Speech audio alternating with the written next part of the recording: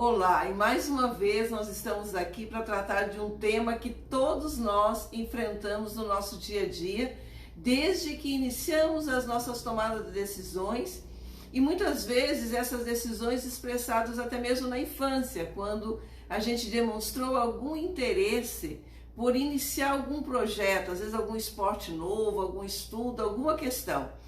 E sempre o início de projetos ele é um desafio. É um desafio porque ele requer de nós uma saída de um lugar que nós estamos para uma tomada de uma decisão que nos levará a algo que muitas vezes é desconhecido e, portanto, esse desconhecido ele traz sempre insegurança, né? A gente nunca tem garantias de que um projeto ele vai funcionar 100%, nem um percentual favorável, mesmo que você estabeleça critérios, sempre há possibilidade de falha. E às vezes as pessoas estão frustradas por alguns projetos que não foram a cabo, que não tiveram êxito, que acabam se bloqueando para novas ideias e novos projetos. Mas eu creio em nome de Jesus que o Espírito Santo hoje nos levanta a enxergar possibilidades, a enxergar visões de conquista. É sabido, né, a isso se conta, de que uma pessoa passava por um cemitério e comentou para a outra: aqui estão os maiores tesouros do mundo. E a outra pessoa, é claro, pensou em ouros enterrados junto com os mortos e questionou sobre isso. Ele disse: não, porque aqui estão enterrados sonhos que não foram para frente, não foram avante. Soluções, talvez, de problemas que a humanidade enfrenta, mas que nunca essas pessoas levaram esses sonhos para frente. Portanto, são tesouros escondidos. E eu quero hoje que você encare, portanto, os projetos como os tesouros que são descobertos, né? São pequenos tesouros que vão vir à tona se você se propuser a escavar, a encontrar esses tesouros. Claro que a gente tem que considerar em termos de projetos, em termos de sonhos, em termos dessa prospecção, desse avançar, que há diferença entre as pessoas. Há pessoas que são, como diriam os economistas, investidores de risco, e há aqueles que são mais conservadores.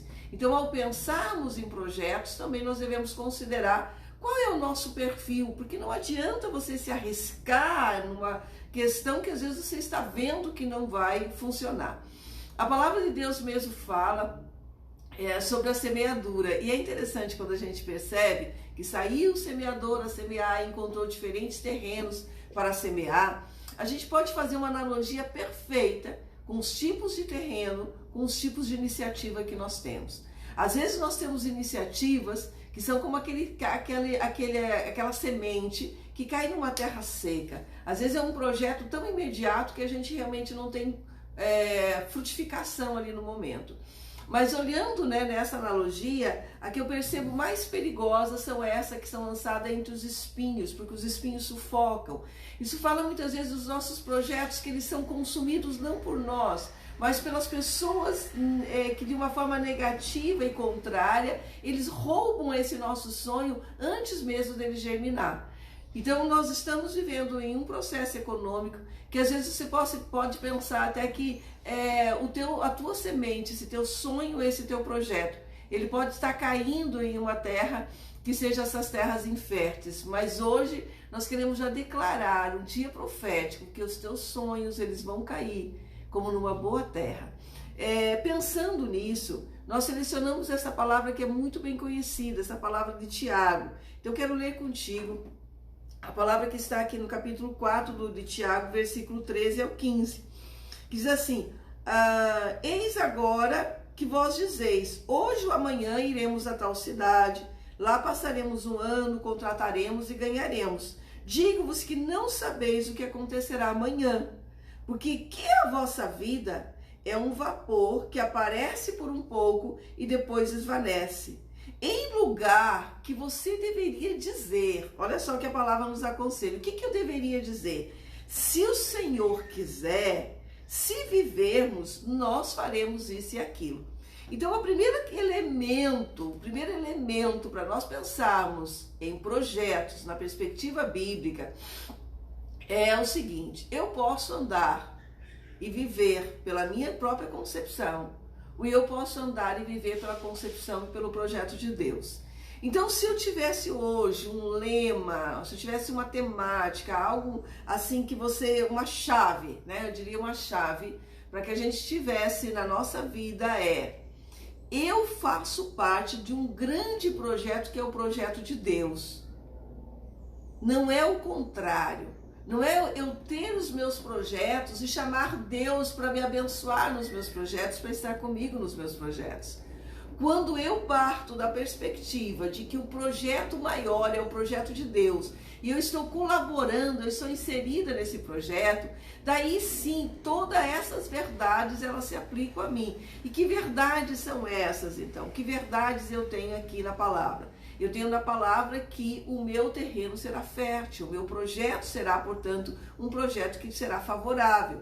Porque não tem frustrações no projeto de Deus. Agora, quando eu tenho os meus próprios projetos, eu quero que eles por si, eles tenham a aprovação de Deus, aí eu posso incorrer em alguns problemas e alguns erros. Bem, eu fiz alguns apontamentos que eu quero rapidamente compartilhar. Primeira coisa que você deve pensar ao iniciar um novo projeto, avalie. Avalie a tua estado. Se você é uma pessoa totalmente conservadora, tem uma possibilidade de avançar, e você está receosa, porque é isso que a gente está tratando, o medo de ir para esse outro projeto, eu peço que você avalie o estado que você está. Ele é um estado satisfatório? Ele é esse estado que você vai permanecer quanto tempo nele? E quando é que você vai tomar a decisão de sair do estado que você está, se é um estado que não te agrada? Se for um estado que não te agrada, o estado que você está, então é hora de mudança. Então, devemos avaliar que mudanças, que perspectiva, que possibilidade nós temos para avançar. Bem, outra questão que eu percebo que é muito importante e que eu fiz um apontamento eu preciso avaliar também quais as minhas motivações. Por que eu pensei nisso? Porque às vezes a gente está numa motivação, tipo, os outros é que nos motivam. É porque está no modismo, que todo mundo está indo para essa onda, então eu também vou, né?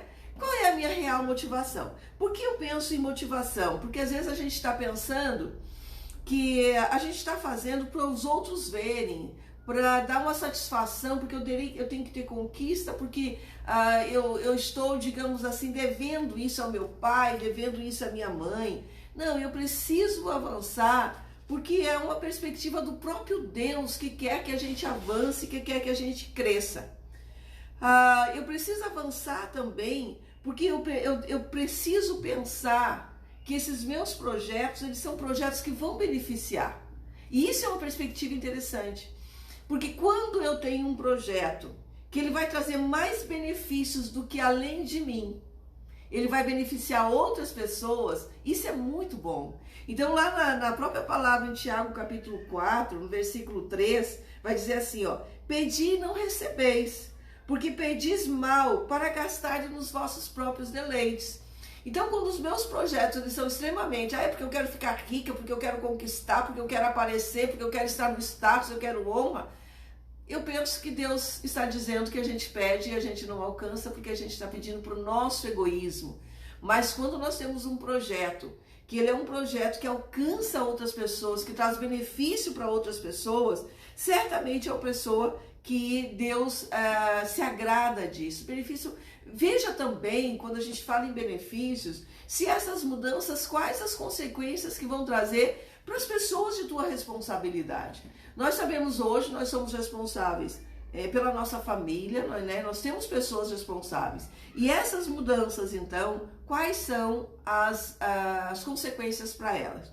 Bem, não há projetos que tem que ser, digamos assim, um projeto de uma hora para outra, uma mudança radical, não é que não haja. Estou só dizendo que os projetos eles exigem um planejamento. A própria palavra do Senhor, lá em Lucas capítulo 14, versículo 20 ao 30, ele vai dizer assim, quem é o homem que ao planejar construir uma torre não se assenta e não calcula todos os custos para que quando não inicia a obra, ele tenha que parar por falta de material, por falta de orçamento, por falta de planejamento.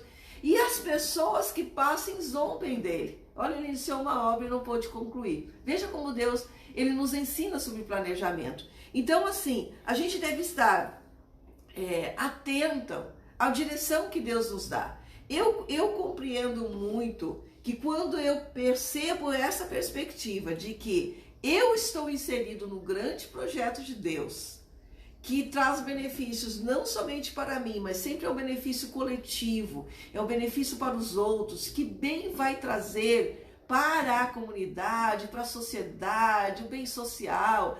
Então você vai pensar, por exemplo, em grandes projetos. Olha, a Bíblia vai dizer que o homem bom, ele projeta as coisas, o homem nobre, né? Ele projeta coisas nobres e na sua nobreza ele persevera. Esse versículo eu já utilizei muitas vezes em sala de aula, porque quando eu falo, por exemplo, para acadêmicos que estão se formando na área de licenciatura, eu sempre digo para ele que nobreza há numa licenciatura. Gente, é um dos cursos mais nobres, porque você vai ter uma vida de dedicação, de inspiração ao outro, de formar o outro, de capacitar. Quando eu trabalho também na área de saúde, eu digo, olha, vocês não pensem que a área de saúde, ele só é flores, só é o colorido. Você vai ter um colorido, que é um título, doutor, vai ser chamado, né, ele tem um status social. Mas o trabalho que você tem, ele tem que ser desempenhado com total desvelo, com amor, com dedicação. E é nobre, olha só onde está a nobreza desses projetos de vida. São nobrezas porque alcançam os outros, beneficia o outro, traz cuidado para o outro, seja cuidado intelectual, seja na psicologia com os cuidados da emoção, do ser interior, do bem-estar, seja o cuidado do direito, com os cuidados com os direitos sociais, com o cuidado do cidadão menos prezado, aquele que menos tem consciência, conhecimento, você trazer esse conhecimento. Olha que coisa linda, novos projetos, que Deus te inspire com sonhos novos, não te bloqueie por conta das questões que estão difíceis. Há hoje já uma perspectiva de que as consequências da pandemia para o mundo vão trazer atrasos por conta das formações, por conta dos projetos não acabados, dos sonhos frustrados, de pessoas que estão parando hoje a universidade. Mas eu te convoco hoje para olhar para o seu interior, encontrar a fonte de vida que é Deus e dizer sinceramente, Senhor, obrigada por estar viva. Flua em mim projetos e sonhos. Olhe para você, quanta capacidade você tem de realização, quanta capacidade de ação você tem. Não se bloqueie, não frustre. Eu sempre penso na minha vida que houve um alto investimento em mim, um alto investimento de Deus na minha formação, quando Ele me abriu a porta, a possibilidade de estudar, a possibilidade de conhecer, a possibilidade de estar aqui contigo, a possibilidade de ter a palavra. Quanto há um investimento social na sua vida, um investimento de amor e de cuidado, e um investimento até público também. Por que não dizer isso? Quando eu me formo em instituições públicas, faço mestrado, doutorado, pós-doutorado, estou aqui compartilhando uma palavra, é porque também é uma resposta social do investimento público que houve na minha vida. Então, a nossa convocação é hoje, em termos de medo de projeto, dizer que os medos são normais, os medos eles fazem parte e é cuidadoso. O medo ele tem um fim cuidadoso, porque ele não quer que você se fira, não quer que você se frustre mais, você já traz a tua memória de frustração, de sonhos não realizados. Então, os novos projetos, eles devem lançar fora esse medo, se lançar na vida, ainda há tempo. Não importa a idade que você tenha. Olhe para os seus sonhos, há tempo de continuar. Eu amo ver histórias de empreendedorismo, principalmente na área social. Eu amo ver história de pessoas que começaram e recomeçaram e recomeçaram de novo. Pessoas que não importa a idade, eles vão para a universidade. Como é bom eu, como docente na universidade, encontrar pais, como eu já encontrei filho e pai estudando. Que bom Não pare, não pense que não tem mais tempo. Se você está vivo, se você está aí, é porque há tempo. Se você tem um sonho, vá atrás desse sonho. Você tem uma semente que é o teu sonho. Deus vai preparar um bom solo para que essa tua semente, ela prospere e ela frutifique em nome de Jesus. Quero orar contigo essa palavra. Pai, eu oro nesse dia, nessa palavra, Senhor, tão extraordinária, onde eu sei que há pessoas que são receosas de começarem novos projetos. E eu quero, Senhor, que o Senhor traga inspiração do novo, que o Senhor traga estratégias também de como fazer este novo. Traga portas e essas portas sejam abertas, tragam parcerias novas. Traga, Senhor, meu Deus, determinação. Não deixa que a gente passe anos e anos falando em sonhos, falando em projeto, sem executar esses projetos, sem lançar a semente na terra. É como eu posso guardar uma semente. Há sementes hoje em museus. Eu posso guardar uma semente por anos e anos. Mas se essa semente ela não for para o solo, ela não vai vai crescer, ela não vai fecundar, crescer, frutificar. Ela não vai brotar, ela não vai dar vida nova.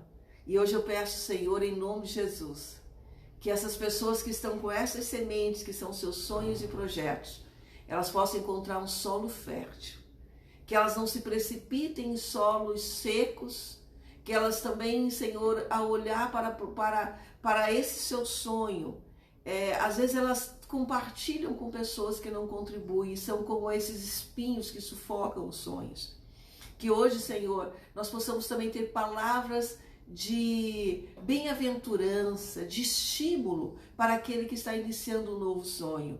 Não importa a idade que essa pessoa tenha, Pai. Olha para o seu interior, tantos sonhos que estão, Senhor, meu Deus, adormecidos. Que esses sonhos sejam despertados, sejam sonhos que eles possam realmente serem abençoados por Ti. Que caiam em uma boa terra e frutifiquem, como diz a Tua palavra. Assim nós abençoamos, em nome de Jesus. Fica na paz e que os Teus projetos prosperem, que os Teus projetos vão à frente e que você tenha luz no Teu direcionamento para escolher qual é o melhor caminho também, qual é a melhor estratégia, qual é o melhor projeto. Às vezes você está com 2 projetos na mão, né? Então qual é o melhor caminho? E que você seja livre e leve para avançar em nome de Jesus.